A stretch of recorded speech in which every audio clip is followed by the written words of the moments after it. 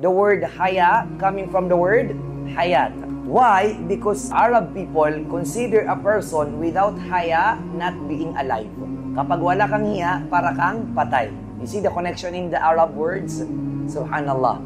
So when you have haya, when you have modesty, when you have shame, the Arabs see you as a person that is what?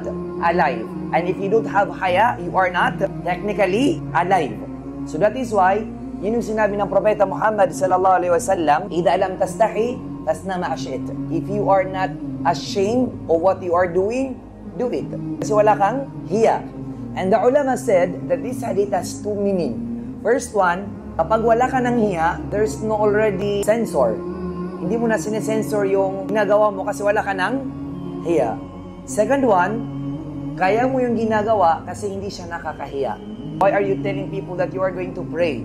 Why are you telling people that you are going to attend Islamic seminar? Because that is something that you should not be ashamed of.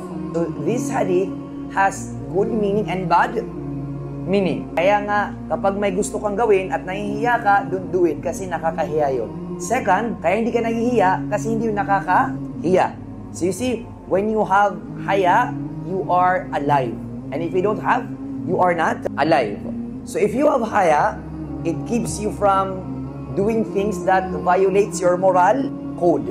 Hanggat may hiya ka, your moral code is what? Intact.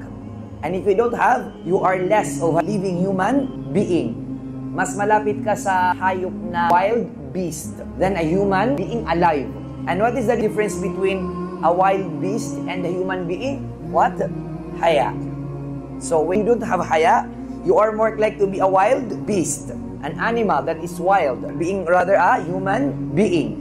That is why, before the coming of Islam, haya is very much raised. So, yung mga Arab, before the coming of the Prophet Muhammad sallam, gustong-gusto na nila yung haya. How much more na dumating yung Islam? Kasi ang Islam, lahat ng magagandang bagay, before the coming of Islam and after the coming of Islam, mas pinaganda niya. For example, is yung haya. Meron ng haya yung mga Arab before pa yung Islam. At nung dumating yung Islam, na-multiply pa ng much bigger yung kagandahan ng haya. And that is why, before the coming of Islam in the Arab region, shamelessness, yung pagkawalang hiya, was a greater tragedy to them than losing a life. Mas mabuting namatay ka kaysa wala kang hiya. Subhanallah. Ganun kahalaga ang pride sa mga Arab. Minsan, hinihiwalayin pa nila yung mga asawa nila kapag naramdaman nila yung asawa nila is walang hiya.